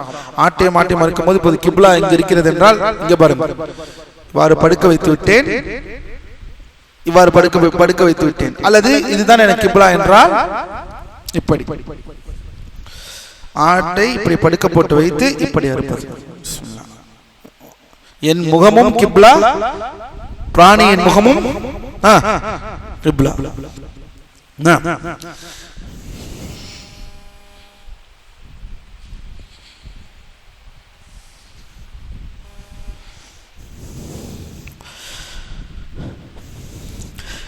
ஒட்டகத்திற்கு நகர் செய்வதும் மாடு அல்லது ஆடுகளுக்கு தபுக செய்வதும் பிராணிகளை அறுக்கும் போது கிப்லாவை முன்னோக்க வைப்பது மார்க்கத்தில் முஸ்தஹப்பான காரியம். மேலும் அல்லாஹ்வின் அடியார்கள் ஷஹ்ரஃபாத் அவர்கள் பிராணிகளை அறுக்கும் போது கடைபிடிக்க வேண்டிய 2 மிக முக்கிய ஃபிக்ஹுகளை விளக்குகிறார்கள். ஒன்று, இரக்கம் காட்டுதல். இஸ்லாம் அனைத்து காரியங்களிலும் இரக்கத்தை வலியுறுத்துகிறது. எனவே அல்லாஹ் தூதர் ஸல்லல்லாஹு அலைஹி வஸல்லம் அவர்கள் சொன்னது போல் நீங்கள் அறுத்தால் அழகான முறையில் அருங்கள். இது மிகவும் முக்கியம். அல்லாஹ்வின் அடியார்களே, கத்தியை தயவு செய்து கூர்மையான கத்தியை கொண்டு அருங்கள். இது மிகவும் முக்கியம்.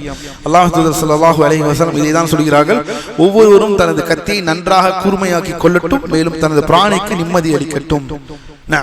மேலும் அறுக்கப்பட வேண்டிய 4 உறுப்புகள் இருக்கிறது. ஒரு பிராணி யாருக்கு தெரியும்?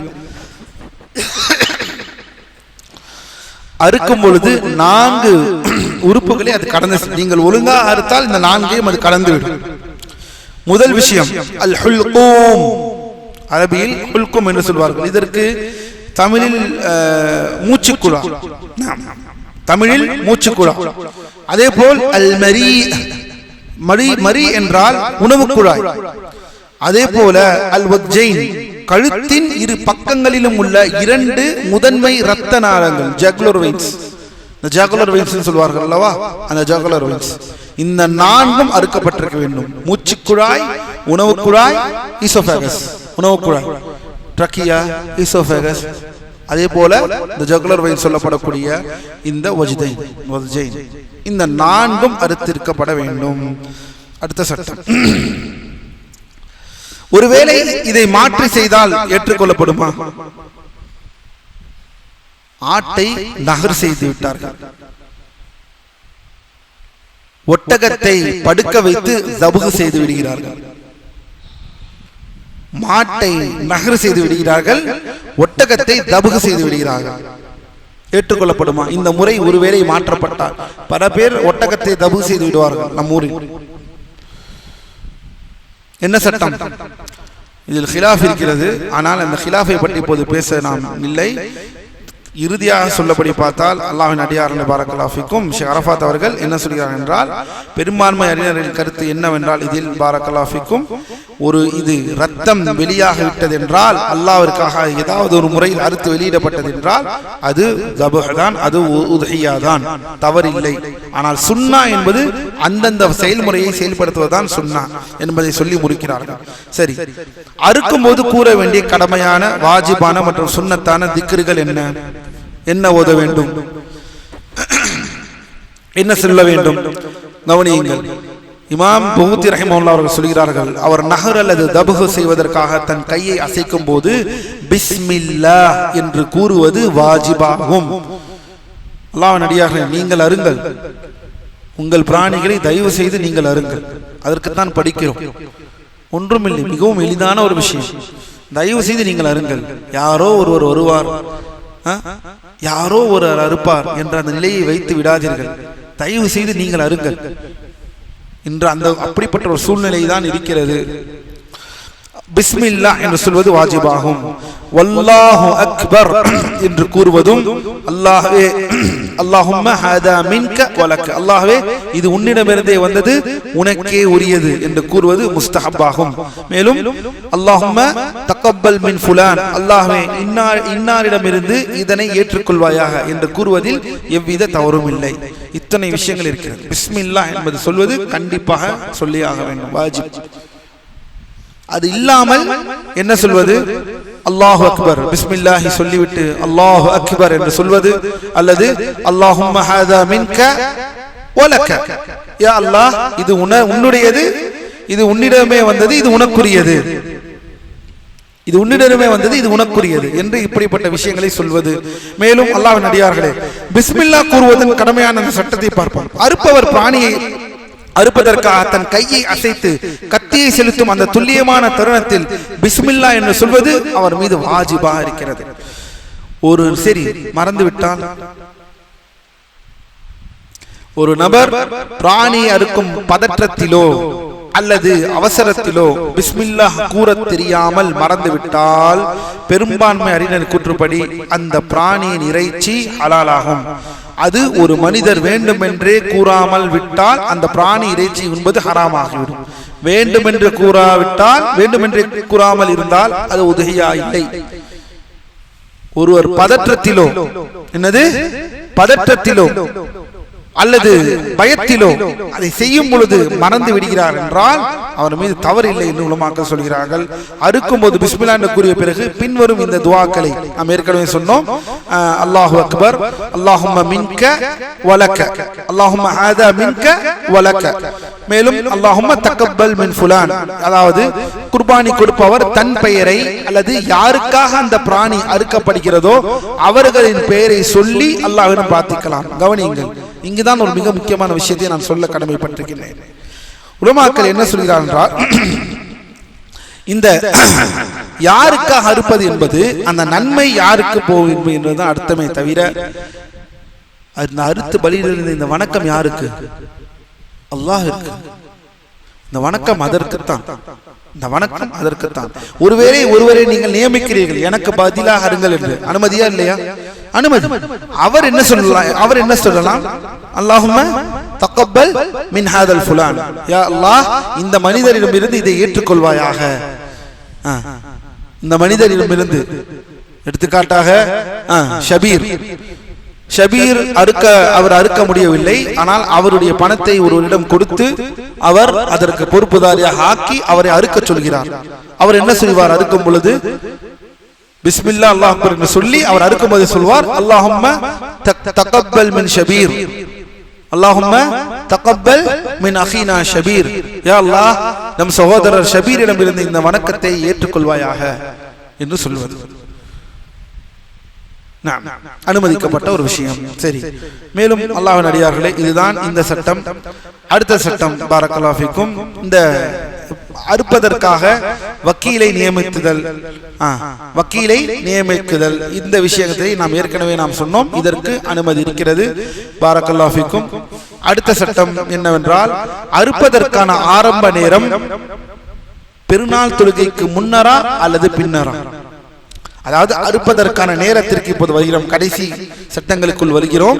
அறுப்பதற்கான நேரம் பெருநாள் தொழுகைக்கு முன்னரா அல்லது பின்னரா? இமாம் புஹூதி ரஹிமஹுல்லாஹ் சொல்கிறார்கள், மேலும் அறுப்பதற்கான நேரம் பெருநாள் தொழுகை தொழுவதற்கு அவருடைய பெருநாள் தொழுகைக்கு பிறகும் தொழுவதற்கு அத்தொழுகைக்கான நேரம் அளவு கடந்து சென்ற பிறகும் ஆரம்பமாகிறது. பாருங்கள் அல்லாஹ்வின் அடியார்களே, மிக முக்கியமான விஷயம். பெருநாள் தினத்தில் உதுஹியா பிராணி அறுப்பதற்கான ஆரம்ப நேரம் சூரியன் உதித்து மக்கள் பெருநாள் தொழுகை நிறைவு செய்த பிறகே துவங்குகிறது. சூரியன் உதித்து மக்கள் பெருநாள் தொழுகையை நிறைவு செய்ததற்கு பிறகே துவங்குகிறது. அல்லாஹ்வின் அடியார்களே, இந்த விஷயம் இதற்கு முன்னால் சட்டம் நாம் ஏற்கனவே சொன்னா என்று தெரியவில்லை. அதாவது உதுஹியா அல்லது ஹதி கொடுக்கும் ஒரு முஸ்லிம் தன் பிராணியை தானே தனது சொந்த கரங்களால் அறுக்க வேண்டும் என்பது மார்க்கத்தில் கட்டாய நிபந்தனை இல்லை. இதை புரிந்து கொள்ளுங்கள். தன் கையாலே இதை அறுக்க வேண்டும் என்ற நிபந்தனை இல்லை. அவர் தனக்கு பகரமாக மார்க்க தகுதியுள்ள மற்றொரு முஸ்லிமை பிரதிநிதியாக, வக்கீலாக, நாயிபாக நியமித்து அறுக்க சொல்வதற்கு மார்க்கத்தில் முழுமையான அனுமதி உண்டு. அறிஞர்களின் இஜ்மா ஏகோபித்த கருத்தாக இருக்கிறது. சொந்த கரங்களால் அறுப்பது சிறப்பு, அது எந்த மாற்று கருத்தும் இல்லை. அறுக்க தெரிந்த அதற்குரிய உடல் வலிமையும் மன தைரியம் உள்ள ஒரு மனிதர் தனது உதுஹியா பிராணியை தனது சொந்த கரங்களால் நேரடியாக அறுப்பதே மிக முக்கியமான உன்னதமான சுன்னத்தாகும். ஏனெனில் அல்லாஹ்வின் தூதர் ஸல்லல்லாஹு அலைஹி வஸல்லம் தமது 2 உதுஹியா ஆடுகளையும் தன் கரங்களாலேயே நேரடியாக அவர்கள் அறுத்தார்கள்.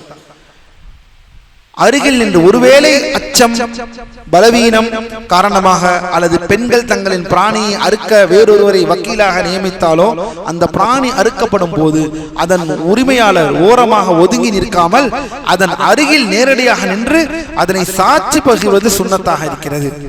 நபி ஸல்லல்லாஹு அலைஹி வஸல்லம் அவர்கள் தன் மகள் ஃபாத்திமா ரலியல்லாஹு அன்ஹா அவர்களிடம், உமது உதுஹியா அறுக்கப்படும் இடத்திற்கு சென்று அதனை சாட்சி பாரும், அதன் முதல் சொட்டு ரத்தம் நிலத்தில் விழும்போது உமது பாவங்கள் மன்னிக்கணும் என்று கூறுவதாக ஒரு ஹதீஸ் வரலாற்று ரீதியாக பதிவு செய்யப்பட்டாலும் அது தஈஃபான ஹதீஸ் என்றாலும் அருகில் நிற்பது சுன்னத் என்ற ஃபிக்ஹ் விதியை அறிஞர்கள் பொதுவாக ஏற்றுக்கொண்டுள்ளார்கள். ஒரு ஹதீஸ் இருக்கிறது, ஃபாத்திமா ரலியல்லாஹு அன்ஹா அல்லாஹ்வின் தூதர் ஸல்லல்லாஹு அலைஹி வஸல்லம் சொல்கிறார்கள், உதுஹியா இருக்கும் முன்னுடைய உதுஹியா கொடுக்கும் இடத்தில் போய் நின்று அதை பார், மேலும் அதில் அந்த துளி ரத்தம் பூமியில் விழும் பொழுது பாவங்கள் மன்னிக்கப்படும் என்ற ஒரு சொற்றொடர் வருகிறது. ஆனால் அந்த ஹதீஸ் தஈஃபான ஹதீஸ். அது ஆதாரத்திற்கு உகந்த ஹதீஸ் அல்ல. ஆனாலும் உலமாக்கள் உதுஹியா கொடுக்கக்கூடிய இடத்தில் தான் அறுக்கவில்லை என்றாலும் தன் ஆடு அறுக்கப்படுகிறது, தன் மாடு அறுக்கப்படுகிறது என்ற அந்த இடத்திலே அவர் சென்று போய் அந்த இடத்திலே பார்ப்பது சுன்னத்தாக, அருகிலே இருப்பது சுன்னத்தாக இருக்கிறது உலமாக்கள் சொல்கிறார்கள். எனவே அல்லாஹ்வின் அடியார் இந்த விஷயத்தை கவனியுங்கள். சரி, வேதக்காரர்கள் அஹ்லுல் கிதாப் வேதம் கொடுக்கப்பட்டவர்களை பிரதிநிதியாக நியமிக்கும் சட்டம் அறுக்க ஒரு கிறிஸ்தவரையும் அல்லது ஒரு யூதரை அனுமதி இருக்கிறதா?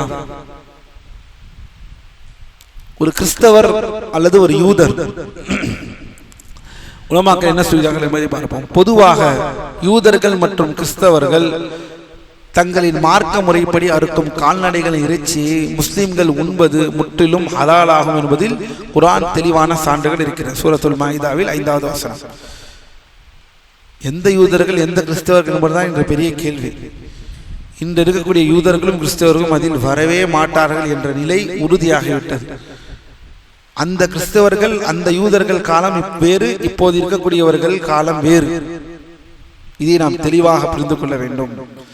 வேதம் கொடுக்கப்பட்ட மக்கள் என்று சொன்ன உடனேயே எல்லோரும் இன்று வந்து விட்டார் என்று சொல்ல முடியாது. அல்லாஹ்வின் அடியார் உலமாக்கள் என்ன சொல்கிறார்கள்? ஹம்பலி மதுஹபின் சட்டம் இமாம் அல் புஹூதி ரஹிமஹுல்லாஹ் விளக்குவது போல் ஒரு முஸ்லிம் தன் உத்ஹியா பிராணியை அறுக்கும் பொறுப்பை ஒரு கிறிஸ்தவரிடமோ அல்லது ஒரு யூதரிடமோ ஒப்படைத்து வக்கீலாக நியமித்தால் அந்த உத்ஹியா மார்க்க சட்டப்படி செல்லும். இமாம் புஹூதி ரஹிமஹுல்லாஹ் இந்த நூலில் விவரிக்கிறார்கள். இருப்பினும் உதுஹியா அறுக்க ஒரு மாற்று மத கிதாபிய வக்கீலாக மக்ரூஹ். சரி, உதுஹியா அல்லது ஹதி என்பது வெறும் இறைச்சிக்காக அறுக்கப்படும் ஒரு சாதாரண உலகியல் காரியம் அல்ல. அது தூய அல்லாஹ்வை நெருங்குவதற்காக, அவனது சின்னங்களை மகத்துவமிக்குவதற்காக செய்யப்படும் உன்னமான வழிபாடு. ஆகவே மாற்று மதத்தாரால் ஒரு முஸ்லிமுடைய இஸ்லாமிய வழிபாட்டின் நியமத்தை உள்நோக்கத்தை முழுமையாக தன் உள்ளத்தில் சுமக்க முடியாது. எனவே ஒரு முஸ்லிம் தனது வழிபாட்டை நிறைவேற்ற மற்றொரு முஸ்லிமை வக்கீலாக நியமிக்க வேண்டும் என்று ஷேக் அவர்கள் சொல்கிறார்கள். சரி, இணை வைப்பாளர்களை நியமிப்பது ஹராம். இணை வைப்பாளர்களை நியமிப்பது ஹராம், அறுப்பதற்கு நியமிப்பது ஹராம். ஆனால் அல்லாஹ்வின் அடியார்களே, இன்று இருக்கக்கூடிய கிறிஸ்தவர்கள் இந்த சட்டத்தில் வரமாட்டார்கள், இன்று இருக்கக்கூடிய யூதர்கள் இந்த சட்டத்தில் வரமாட்டார்கள். ஏனெனில் அவர்கள் அந்த அஹ்லுல் கிதாப் என்று சொல்லப்பட்ட நபி அவர்கள் காலத்தில் வாழ்ந்த அந்த கொள்கையுடைய மக்கள் இன்று இவர்கள் இல்லை. கொள்கை ஒட்டுமொத்தமாக அந்த அவர்கள் கிட்ட இருந்த அந்த விஷயம் எதுவும் இல்லாமல் முற்றிலுமாக இறை நிராகரிப்பாளராக முஸ்லிம்களின் எதிரிகளாக வாழ்ந்து கொண்டிருக்கிறார்கள். இவர்களை நியமிக்க முடியாது என்பதே கருத்தாக இருக்கிறது. அல்லாஹ்வின் நன்கு அறிந்தவன். மேலும் அறுப்பதற்கான நேரத்தை நாம் தொடர்ந்து பார்த்து கொண்டு வந்தோம். அல்லாஹ்வின் அடியார்களே, பெருநாள் தினத்தின் உதுஹியா பிராணி அறுப்பதற்கு ஆரம்ப நேரம் சூரியன் உதித்து மக்கள் பெருநாள் தொழுகை நிறைவு செய்த பிறகே துவங்குகிறது. பெருநாள் தொழுகைக்கு முன்பாகவோ அல்லது பெருநாள் இரவிலோ ஒரு பிராணியை அறுத்தால் அது மார்க்க சட்டப்படி வெறும் சாதாரண இறைச்சியாகுமே தவிர அது உதுஹியா என்ற தியாக வழிபாடாக எவ்விதத்திலும் நிறைவேறாது. அல்லாஹ் தூதர் ஸல்லல்லாஹு அலைஹி வஸல்லம் தெளிவாக கூறுகிறார்கள், இந்த நாளில், அதாவது இந்த பெருநாளில் நான் முதலில் தொடங்குவது யாதெனில் நாம் தொழுவதாகவும் பிறகு நாம் திரும்பி வந்து பிராணிகளை அறுப்பதாகவும் பரா இப்னு ஆஸிப் ரலியல்லாஹு அன்ஹு அறிவிக்கிறார்கள். நபி ஸல்லல்லாஹு அலைஹி வஸல்லம் பெருநாள் தினத்தன்று உரையாற்றின அந்த ஹதீஸ் நாம் திரும்பி வந்து பிராணிகளை அறுப்பதாகும். யார் இவ்வாறு செய்கிறாரோ அவர் நம்முடைய சுன்னத்தை பின்பற்றி விட்டார். இதற்கு முன்பாக அறுத்து விடுகிறாரோ அது தன் குடும்பத்தாருக்கு அவர் முற்படுத்திக் கொண்ட சாதாரண இறைச்சி ஆகும். அதாவது தொழுவைக்கு முன்னால் ஒருவர் அறுத்து விட்டால் அது உதுஹியா அல்ல, மாறாக தன் குடும்பத்தாருக்கு முற்படுத்தக்கூடிய ஒரு சாதாரண இறைச்சி. அதற்கு தியாகம் வழிபாட்டிற்கும் எவ்வித சம்பந்தம் இல்லை என்று உலமாக்கள் சொல்கிறார்கள். மேலும் அல்லாஹ்வின் அடியார்களே, பெருநாள் தொழுகை நடைபெறக்கூடிய இடங்கள் மற்றும் தொழுகை நடைபெறாத கிராம பகுதிகளுக்கு ஏற்ப ஃபிக்ஹ் இமாம்கள் நேரத்தை இவ்வாறு விரிக்கிறார்கள். ஒருவேளை ஒரு ஊரில் பெருநாள் தொழுகை நடைபெறவில்லை, ஒரு ஊரில் ஒரு முஸ்லிம் தான் இருக்கிறார். இந்த விஷயம் இல்லை என நினைக்கிறீர்களா? இருக்கு, இந்தியாவிலே இருக்கிறது. பெருநாள் தொழுகை நடைபெறாத ஒரு ஊர், அங்கு பெருநாள் தொழுகை நடைபெறுவதற்கு ஜமாத் இல்லை. இப்போது அவர் எப்படி அறுக்க வேண்டும்? ஏனெனில் அறுக்கக்கூடிய நேரம் எது? பெருநாள் தொழுகை முடிவு பெற்றிருக்க வேண்டும். பெருநாள் தொழுகை முடிவு பெற்றிருந்தால் தான் அறுக்க முடியும், அப்படித்தானே? தெளிவான ஹதீஸ். சரி, இந்த மக்கள் என்ன செய்ய வேண்டும்? உலமாக்கள் சொல்கிறார்கள், ஹனஃபி, மாலிகி மற்றும் ஹம்பலி மதஹபின் கூற்று, இவர்களின் அதிகாரப்பூர்வமான கருத்தின்படி உதுஹியா கொடுப்பவர் வாழும் ஊரின் இமாம் பெருநாள் தொழுகையை, அதாவது முழுமையாக முடிக்கும் வரை காத்திருப்பது கடமையாகும். அதாவது நகரத்தில் இமாம் தொழுகையை முடிப்பதற்கு ஒரு நிமிடத்திற்கு முன்னால் அறுத்தாலும் அது செல்லாது. இது பொதுவானது. சிற்றூர்கள், கிராமங்கள் மற்றும் பயணிகள் இவர்கள் தொழுகை நடைபெறாத இடத்தில், பெருநாள் தொழுகை ஜமாத்தாக நடைபெறாத சிறிய கிராமங்களிலோ அல்லது பாலைவன பகுதிகளிலோ வாழ்பவர்கள் எப்போது அறுக்க வேண்டும்? இவர்களுக்காகவே இமாம் புகூத்தி மூலநூலில் அத்தொழுகைக்கான நேர அளவு கடந்து சென்ற பிறகு என்று குறிப்பிடுகிறார்கள். சரி, ஈதுடைய தொழுகையின் ஆரம்ப நேரம் எது? யாருக்கு தெரியும்? பெருநாள் தொழுகையின் ஆரம்ப நேரம் சூரியன் உதித்து, சூரியன் உதித்தாலே பெருநாள் தொழுகை ஆரம்பித்து விடுமா? சூரியன் உதித்து பனைமரவோட அளவிற்கான அந்த சூரியன் உயிர்தல் ஏற்பட வேண்டும். இதுதான் பெரும்பாலான மதஹபின் சஹீஹான கூற்று. சூரியன் உதித்ததிலிருந்தே தொழுகை ஆரம்பித்து விடாது. சூரியன் உதித்து, இது பெருநாள் தொழுகைக்கு மட்டுமல்ல, எந்த தொழுகையாக இருந்தாலும் சூரியன் உதித்ததற்கு பிறகு இந்த தொழுகை, துஹா தொழுகையாக இருக்கட்டும், பெருநாள் தொழுகையாக இருக்கட்டும், சூரியன் உதித்து, இதற்கு உலமாக்கள் என்ன சொல்கிறார்கள்? சூரியன் உதித்ததிலிருந்து 15 நிமிடங்கள் என்று சொல்கிறார்கள். சில உலமாக்கள் 10 நிமிடம் 15. இதனால் தான் ஒருவர் துஹாவுடைய தொழுகை தொழ வேண்டும் என்றால் சூரியன் உதித்தவுடன் தொழ முடியாது. சூரியன் உதித்தும் 10 அல்லது 15 நிமிடம் அவர் காத்திருக்க வேண்டும், பள்ளியிலோ அல்லது வீட்டிலோ. அதற்கு பிறகுதான் பகலில், ஃபஜ்ருக்கு பிறகு பகலில் தொழுக அனுமதிக்கப்பட்ட நேரம் ஆரம்பமாகிறது. ஒரு பகல் பொழுதில், ஃபஜ்ருக்கு பிறகு பகல் பொழுதில் தொழுவதற்கு அனுமதிக்கப்பட்ட நேரத்தின் ஆரம்ப நேரம் எப்போது? சூரியன் உதித்ததிலிருந்து 15 நிமிடம் தாண்டி.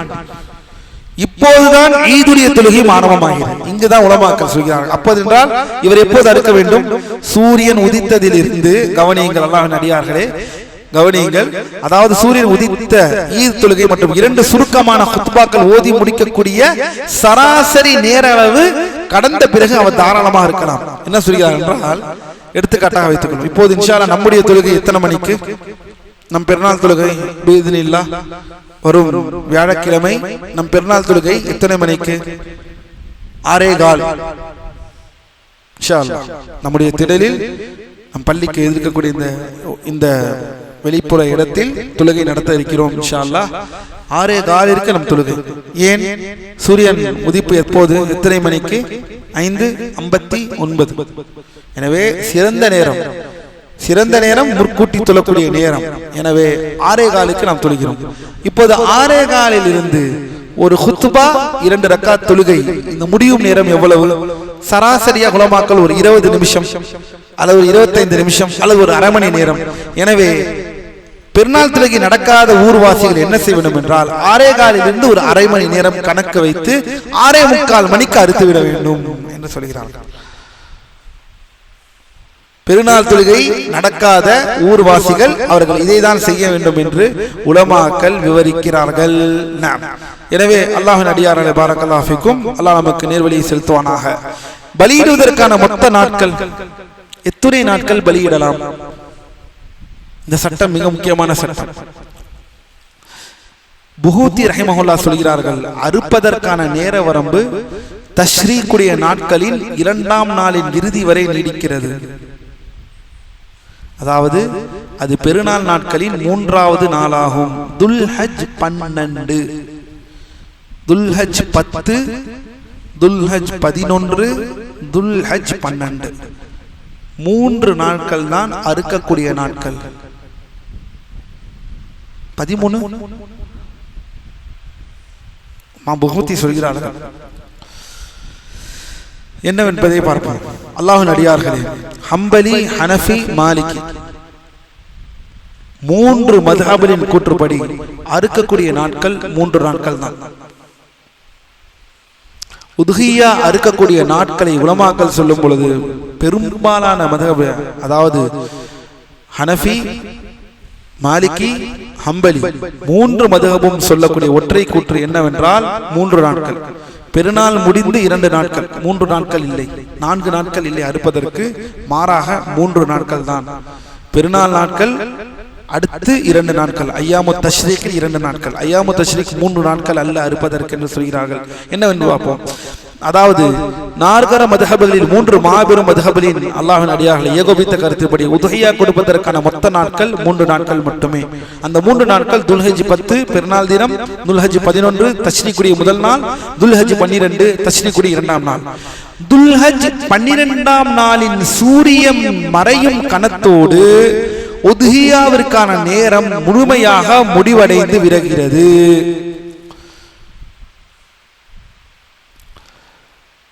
அதற்கு பிறகு துல்ஹஜ் 13ஆம் நாளில் அறுப்பது உதுஹியாவாக செல்லாது. அல்லாஹ்வின் அடியார்களே, மாபெரும் சஹாபியான அப்துல்லாஹ் இப்னு உமர் அவர்களின் அதிகாரப்பூர்வ மார்க்க தீர்ப்பு ஃபத்வா ஒன்று வருகிறது. அப்துல்லாஹ் இப்னு உமர் சொல்கிறார்கள், உதுஹியா என்பது நஹருடைய தினத்திற்கு பிறகு 2 நாட்கள் மட்டுமே ஆகும். பெருநாளுக்கு பிறகு 2 நாட்கள் மட்டுமே. அல் அத்ஹா யௌமானி பஅத யௌமின் நஹர். பெருநாளுக்கு பிறகு 2 நாட்கள், இதை சேர்த்து 3 நாட்கள் மட்டும்தான் அறுக்கக்கூடிய நாட்கள். அல்லாஹ் நம்மை நேர்வழியை செலுத்துவானாக. இந்த அஸ்ர் இப்னு இமாம் மாலிக் ரஹிமஹுல்லாஹ் அவர்கள் அதிகபரமான சஹீஹ் முவத்தாவிலே அவர்கள் பதிவு செய்திருக்கிறார்கள். ஷாஃபி மذஹபில் மாற்றப்பட்ட கூட்டு, ஷாஃபி மذஹப் மட்டும் தான் இதில் வேறு கூட்டில் இருக்கிறார்கள். என்ன சொல்கிறார்கள்? 4 நாட்கள், பெருநாளை சேர்த்து 4 நாட்கள், பெருநாள் மற்றும் அதற்கு பின்வரக்கூடிய 3 நாட்கள். ஐயாமு தஷ்ரீக் என்பது 3 நாட்கள். அந்த 3 நாட்களோடு பெருநாள் சேர்த்து 4 நாட்கள் இருக்கிறது என்று பெரும்பாலான அறிஞர்களின் கருத்திலிருந்து மாறுபடுகிறார்கள். பெருநாள் தினமான துல்ஹஜ் 10 மற்றும் தஷ்ரீக்குடைய 3 நாட்களான 11, 12, 13 வரை அறுக்கலாம் என்பது ஒரு நிலைப்பாடு. எனவே அல்லாஹ்வின் அடியார்கள், இது சரியான கூற்று என்ன?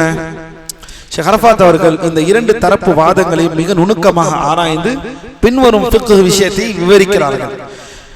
ஷாஃபி மذஹபினர் காட்டும் ஒரு ஆதாரம், இதற்கு ஒரு ஆதாரம் சொல்கிறார்கள். குல்லு ஐயாமுத் தஷ்ரீக் தப்ஹுன். நபி ஸல்லல்லாஹு அலைஹி வஸல்லம் அவர்கள் சொன்னதாக ஒரு ஆதாரத்தை அவர்கள் சொல்கிறார்கள். என்னவென்றால், தஷ்ரீக்குரிய நாட்கள் அனைத்தும் அறுப்பதற்குரிய நாட்களே. தஷ்ரீக்குரிய நாட்கள் அனைத்துமே அறுப்பதற்குரியமான நாட்கள். அப்படின்னா தஷ்ரீக் எத்தனை நாட்கள்? 3 நாட்கள். பெருநாளை சேர்த்தால் மொத்தம் அறுப்பதற்கு 4 நாட்கள். இந்த ஹதீஸ் பலவீனமான தஈஃபான ஹதீஸ். ஷாஃபி மذஹப் இந்த தஷ்ரீக்குடைய நாட்கள் 3 எல்லா நாட்களுமே அறுப்பதற்குரிய நாட்கள் என்று வரக்கூடிய அந்த ஹதீஸ் பலவீனமான ஹதீஸ் என்று உலமாக்கள் விவரிக்கிறார்கள். மாறாக ஜும்ஹூர் அறிஞர்கள், பெரும்பாலான அறிஞர்கள் காட்டும் இப்னு உமர் அவர்களின் ஹதீஸில் வரக்கூடிய 3 நாட்கள் தான் அறுக்க வேண்டும் என்ற அந்த ஹதீஸ் அசைக்க முடியாத மிக தெளிவான சஹீஹான செய்தியாகும். அது மட்டுமின்றி அனஸ் இப்னு மாலிக் ரலியல்லாஹு அன்ஹு, அலி இப்னு அபி தாலிப் ஆகிய மாபெரும் சஹாபாக்களிடமிருந்தும் உதுஹியா என்பது 3 நாட்கள் மட்டுமே என்ற தீர்ப்பு ஆதாரபூர்வமாக வந்துள்ளது. எனவே பாதுகாப்பான முறை ஷேக் அரஃபாத் சொல்கிறார்கள், மார்க்க ஆதாரங்களின் வலிமையின் அடிப்படையிலும் உதுஹியா கொடுப்பதற்கான காலம் 3 நாட்கள் மட்டுமே என்ற பெரும்பான்மை இமாம்களின் கருத்தே மிகச் சரியானது. எனவே ஒரு முஸ்லிம் தனது உதுஹியா இபாதத்தை எவ்வித தாமதமும் இன்றி துல்ஹஜ் 12ஆம் நாளின் சூரிய மறைவிற்கு முன்பாகவே அறுத்து முடித்துக் கொள்வதே சிறந்ததும் அவசியமும் பாதுகாப்பானதாகும். துல்ஹஜ் 13ஆம் நாள் வரை அதனை தள்ளி போடுவது அவரது இபாதத்தை செல்லாததாக்கும் என்ற பேராபத்தை கொண்டுள்ளதால் பேணுதலையும் பாதுகாப்பையும் கடைபிடிப்பதே அவர் மீது கடமையாகும். அல்லாஹ் நம்மை நேர்வழியில் செலுத்துவானாக. அடுத்த சட்டம், இரவில் அறுக்கலாமா வேண்டாமா? நான் பதிலை மட்டும் சொல்லி நான் முடித்து விடுகிறேன். இரவில் அறுக்கலாமா வேண்டாம்? அறுக்குவது கூடுமா கூடாது? தாராளமாக அறுக்கலாம், தாராளமாக இருக்கலாம். அதற்காக பெருநாள் இரவில் அறுத்து விடாதீர்கள். பெருநாள் தொழுகை முடிக்காமல் முந்தின நாள், பெருநாள் தொழுகை முடிந்த அந்த நாளில் இருந்து 10, அதாவது 11 இரவு 12 இரவு முன்னிரவை சொல்கிறேன், தாராளமாக இரவில் அறுக்கலாம். அல்லாஹ்வின் அடியார்களே, எந்த தவறும் இல்லை. அடுத்ததாக குர்பானி கொடுப்பதை குறிப்பிட்ட நேரம் தவறிவிட்டால் கதா செய்ய வேண்டுமா இந்த விஷயம் என்பது அல்ஹம்துலில்லாஹ் அந்த நேரம் தவறிவிட்டால் என்ன சொல்கிறார் உலமாக்கள்?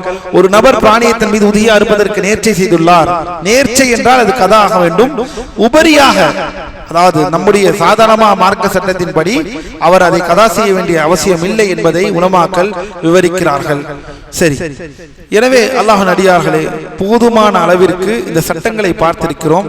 அதே போல் கசாப்பு கடைக்காரருக்கு அறுப்பவருக்கு இறைச்சியை அல்லது தோலை அறுக்கும் கூலியாக கொடுப்பது ஹராம். ஒரு தயவு செய்து வருபவருக்கு குர்பானியிலிருந்து எந்த இறைச்சியோ எந்த தோலையோ அவர் அறுப்பதற்குரிய செலவாக அதை கொடுப்பது ஹராம்.